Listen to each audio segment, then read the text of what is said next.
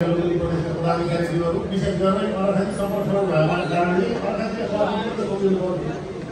अर्खातीका party सभापति आदरणीय केशव श्रेष्ठज्यू, किनकि यो पार्टीको माता चाहिँ होला, त्यसकारण आदरणीय केशव श्रेष्ठज्यू लगायत उपस्थित लगभग प्रतिष्ठित मान्यवर पत्रकार मित्रहरू, युवा समाज सेवाका सदस्य साथीहरू, सबैलाई मैले नेपालको अभिवादन व्यक्त गर्न चाहन्छु। सबैभन्दा पहिला मेरो मातृभूमि अर्खाती र कर्मभूमि रूपन्देही निर्माणकोलाई नमन गर्न चाहन्छु।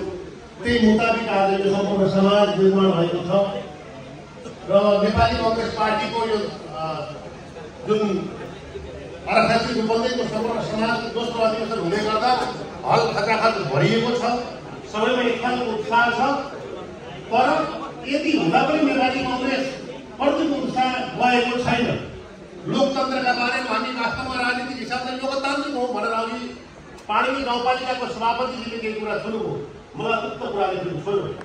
यो सरकारमा आज हामी नेपाली कांग्रेस पार्टी र मुलुकको दोस्रो ठुलो शक्तिको रूपमा रहेको नेकपा एमाले सरकारमा छौँ। हिजो 7 बुधे सहमति मार्फत हामीले मिडियामा सुनेको त्यही हो कि निर्वाचनका प्रणालीहरूमा भएको मोडालिटीहरूलाई परिवर्तन गर्नका निमित्त र सरकारलाई स्थायित्व दिनका निमित्त जुन लोकतन्त्रको मूल्य मान्यताभन्दा फरक प्रकृतिको थियो, जुन संसदीय राजनीतिको वास्तविक मर्यादाभन्दा फरक प्रकृतिको थियो, तर हाम्रा कठिनाइहरूलाई अन्त्य गर्नका लागि दुई ठुला राजनीतिक दल मिल्नुको विकल्प छैन भनेर मिलियो। तर त्यो मिलेको कुरालाई, त्यो 7 बुधे कुरालाई आज 1 वर्ष हुँदाखेरि सम्म पनि एक सिम्टो पनि पर्न नभएको र नेपाली कांग्रेसको नेतृत्वमा बनेको लोकतान्त्रिक संविधान जो आफैले संविधानलाई कांग्रेसले निचेको छ, जुन राजनीतिक संयम र संविधानले चिन्दैन, त्यस्ता अवस्थामा नेपाली कांग्रेस आफ्नै सरकारमा छ। आज प्रवक्ताजी यहाँ उपस्थित भएको कर्मभातिताको कार्यक्रम भएका कारणले म एउटा राख्न चाहन्छु। नेपाली कांग्रेस पार्टी र नेकपा एमाले आफैमा मिलेर सरकार बनाउनु लोकतान्त्रिक होइन, तर संविधानलाई परिवर्तन गर्ने लक्ष्यमा बनेको सरकार। र मैले एकपल्ट स्ट्याटस पनि राखेँ कि खड्गप्रसाद शर्मा ओली मुलुकको प्रधानमन्त्री हुने र संविधान संशोधन 2085 मा मात्र संशोधन हुन्छ भन्ने कुरा जुन प्रधानमन्त्रीले बोल्नुभयो, त्यही दिनबाट सरकारको औचित्य समाप्त भएको थियो। कांग्रेस किन बोलेन?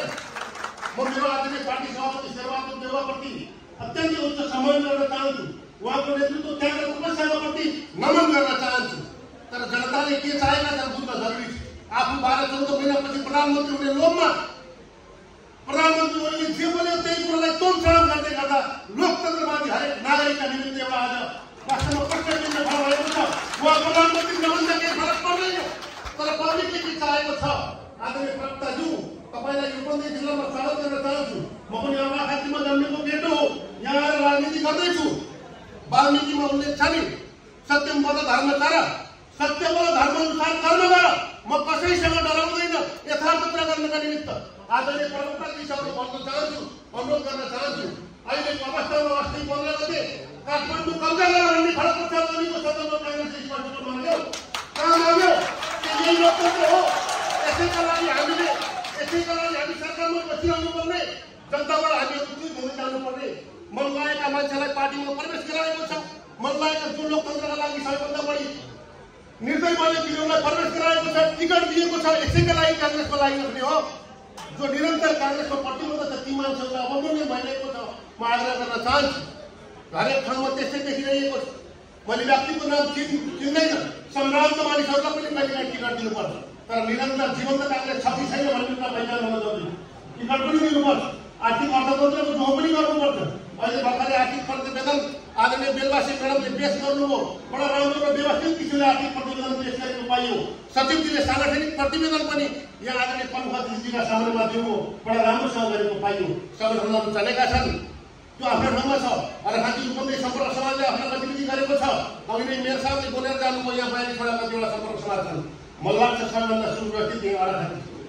त्यसका लागि आदरणीय नेतृत्वका प्रति, पदाधिकारीका प्रति, सबैका प्रति म हार्दिक धन्यवाद र आभार पनि व्यक्त गर्न चाहन्छु, जसलाई जे मन लाग्यो त्यही गर्ने किसिमले पार्टी अगाडि बढ्न सक्दैन। हामीले आशातीत गरेका युवा महामन्त्रीहरू जसलाई आशातीत गर्यौँ, म उहाँहरूसँग पनि अनुरोध गर्न चाहन्छु कि उहाँहरूले सोचे जति काम गर्नुभयो।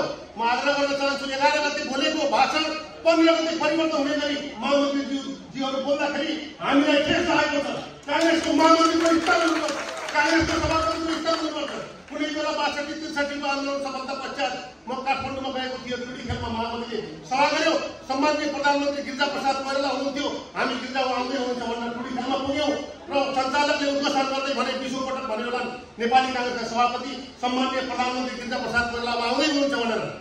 अनि हामीले कुर्दै बस्यौँ, 4-5 बज्यो। तर लास्टमा उहाँले सन्देश पठाउनु भयो, कांग्रेसका सभापतिको हैसियत हुनुपर्छ। त्यो सभापतिले हैसियत गुमाउनु भयो भने होइन, फेरि धेरै कुरामा वेट राख्नु भएको छ। तर जसलाई आशातीत गर्यौँ 3 दिन नटिक्ने कुराहरू गरेर गफ मात्र गरेर हामी अन्तिममा पुग्न सक्दैनौँ, गन्तव्यमा पुग्न सक्दैनौँ। हाम्रो जुन राजनीतिक चरित्र हो, राजनीतिक उद्देश्य हो, त्यो मानेमा पाणिनीको पालिकाको सभापतिले जुन जोड दिनुभएको थियो त्यो कुरो मेरो स्मरणमा लागेका कारणले यो कुरा गरेको छु। र यो अर्घाखाँची उपनिवेश